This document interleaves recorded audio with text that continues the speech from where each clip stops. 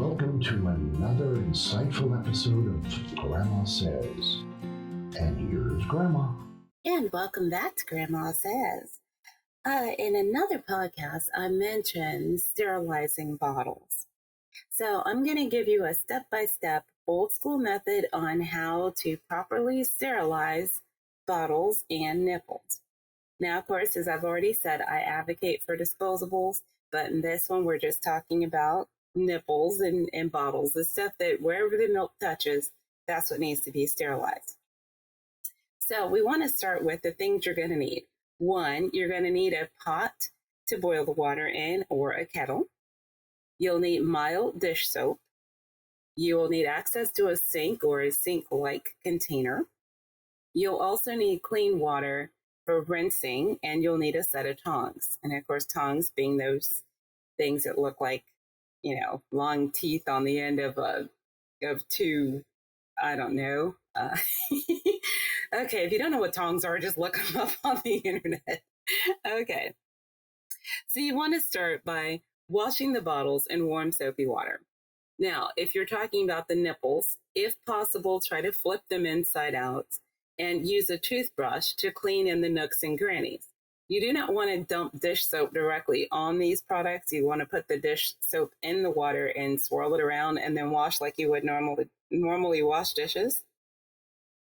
You can also, if it just really is, necessary, you can also use a bleach bottle, which is a bottle that has like maybe 1/4 bleach and the rest is filled with water. I use those for everything, still do as an adult, and nobody ever gets sick. Just my small little sidebar. We'll talk about that in another podcast. But anyway, and you can spray it all down. But the point is, you want to make sure that you've cleaned the bottles well and make sure there's no milk residue or food residue on the bottles or the nipples.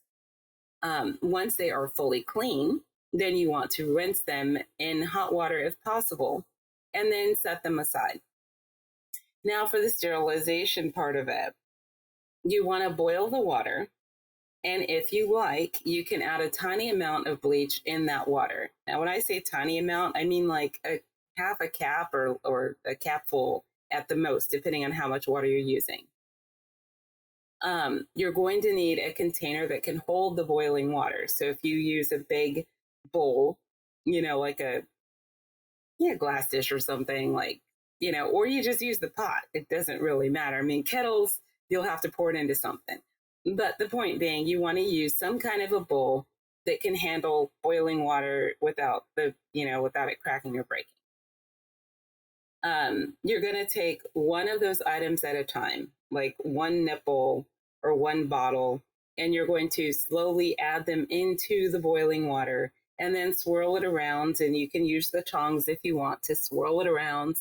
You don't want to leave them in there for hours. You're just going to swirl it around so it gets covered in the boiling water and bleach for a few minutes or a few seconds. Then you're going to use the tongs to pick up the items one at a time and then set them on a towel and let them air dry. Make sure it's a clean towel. Once they have completely dried in the air, or at least they're close to completely dried, you want to store them in Ziploc bags.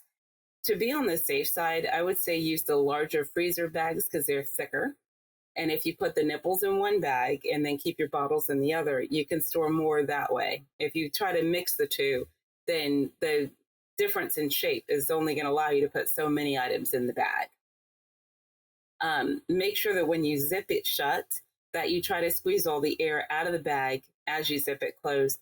And most important, make sure that you have knocked off any additional water, because you don't want water stuck down inside of an airtight bag like that. You could cause some stinkage. Yeah, it can get funky in there if you don't make sure that there's no water.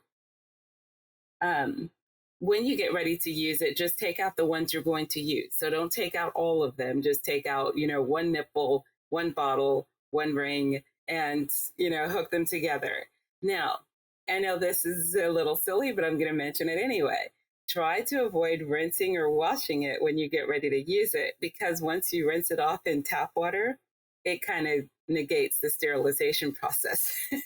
The whole idea of sterilizing was to make sure it was clean enough for use and not contaminated with the contaminants that are in your regular, tap water and so forth. And that is how you sterilize bottles and nipples and pacifiers or anything else that goes in your kid's mouth. Okay, and that's it. Yeah, that's this. Can't think of anything else you need to know. That's how you sterilize bottles, nipples, and passies, and so forth. Okay, and that's all I have to say about that. I'll see you on the next podcast.